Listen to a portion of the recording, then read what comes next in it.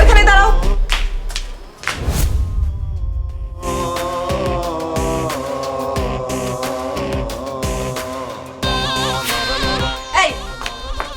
তোমার সমস্যা কি? হুটহাট এইভাবে বাড়ির ভিতরে ঢুকে পড়েছো? কে তুমি? পরিচয় দাও। এই, আমার কথা তোমার কান দিয়ে যাচ্ছে না? বলছি না কে তুমি, কথা বলো। আমি রোহান। আজ থেকে 15 বছর আগে বাবা মার উপর রাগ করে এই বাড়ি থেকে আমি চলে গিয়েছিলাম। ফায়দাবে আপনাকে চিনতে পারছি না, আপনি কি? ভন্ডামি করার আর জায়গা পাও না, তাই না? তুমি রোহান? হ্যাঁ, খালামণি, খালামণি, খালামণি, খালামণি, খালামণি, জানো বাইরে গেটে একটা বদমাশ এসেছে আর ও বলছে ওনাকে আমাদের রোহান ভাইয়া। রোহান? এই 15 বছর আগে আমার রোহান আমাদের থুয়া চলে গেছিল। আমার রোহান এসেছে। রোহান কোথায় কোথায় কোথায় আমার রোহান?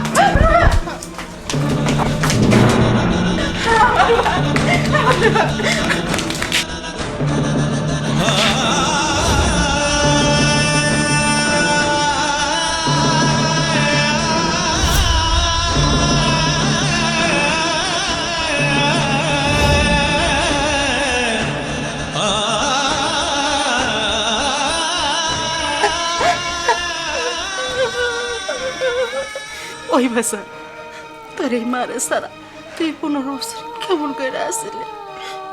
তোর এই মা একবার থাপড় দিয়েছিল, তুই অভিমান হইয়া এই বাড়ি ছেড়ে চলে গেছে। একটা বারে কি তোর মায়ের কথা মনে পড়ে না রে বাসা? প্রতিটা মুহূর্ত, প্রতিটা মিনিটের রাইতে কোনো সময় তোর জন্য আমরা ঠিকানা ঘুমাইতে পারি নাই। খালি তোর কথা মনে পড়ছে। কেমনে আসলি ক বাজার ক? অনেকবার আসতে চেষ্টা করেছি মা, সেই ভয় কাজ করতো মনের মধ্যে। তুমি ছোট থাকতে মা রাগ করে আমার গালে একটা থাপড় দিয়েছিলে, সেই ভয়টা আজ পর্যন্ত কাটিয়ে সারতে পারিনি মা। সেই ভয়ে আসতে পারিনি মা।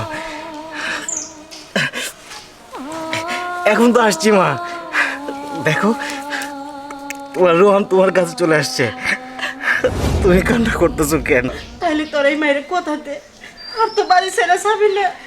না মা, আর কোথাও যাবো না। খালামণি, তুমি ওর ইমোশনাল কথা শুনে একদম ভেঙে পড়বে না। ও যে আমাদের রোহান ভাই, কি প্রমাণ আছে? আগে ওকে প্রমাণ দিতে বলো। আর তাছাড়া এরকম অনেক ভণ্ড প্রতারক আছে যারা বাড়ির ভিতরে মিথ্যে কথা বলে বাড়ির সব জিনিসপত্র নিয়ে পালিয়ে যায়। তুমি একদম বিশ্বাস করবে না ওকে। আচ্ছা মা, কেউ? আমি যখন থেকে আসছি তখন থেকে আমাকে বিরক্ত করে যাচ্ছে, আর আমাকে চোর বলছে। কেউ? হ্যাঁ বৃষ্টি, চুপ থাক, অনেক হয়েছে। তুই ছোটবেলা আমার ছেলের সাথে ঝগড়া করতি, আজকে 15 বছর পর আমার ছেলেটা ফেরত আইছে, তারপরও ঝগড়া শুরু করে দিছে। আচ্ছা কে বলো তো তুমি? তোর কুসুম খালার মেয়ে, তোর মনে নাই সবসময় ঝগড়া করতে যায়? ও, তার মানে তুই কুসুম খালার মেয়ে বৃষ্টি। তুই আমাকে আগেও জ্বালিয়েছিস, এখনো জ্বালাচ্ছিস। তোর সাথে আমার পুরনো হিসাব নিকাশ আছে, তোকে আমি মজা দেখাচ্ছি।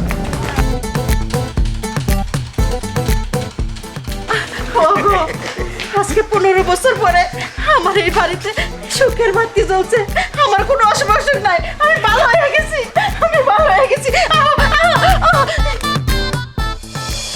মা, বাবার হার্টের ওষুধটা মনে হয় বেড়ে গেছে।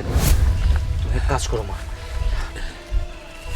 এখানে কিছু টাকা আছে, তুই তো ডাক্তারের কাছে যাবো, গিয়ে বাবার চিকিৎসা করো। আর মা, আমি কাজ শেষ করে সন্ধ্যায় আসবো, আর ভুলেও এখানে আসবে না তোমরা। আচ্ছা ঠিক আছে, চলো। এই দাঁড়ান। কিরে, এই আপনারা যাবেন না? আমি আগেই বুঝতে পেরেছিলাম যে তুই আমার রোহান ভাইয়ার নয়। সত্যি করে বল তুই কে, তা না হলে আমি এখন সবাইকে ডাকবো। খালামণি, বল তুই কে? আহা, চিৎকার করবেন না, আমার কথাটা শুনুন, আমি বলছি আপনাকে। চুপ মিথ্যাবাদী! আমি সব কিছু বুঝে গিয়েছি যে তোর মা বাবা সবাই আছে, তুই মিথ্যে কথা বলে আমাদের বাড়িতে ঢুকেছিস। আমি এখনই সবাইকে চিৎকার করে সব জানিয়ে দেবো। খালামণি, খালুজান, খালামণি। চুপ, একদম চুপ, কোনো কথা বলবি না।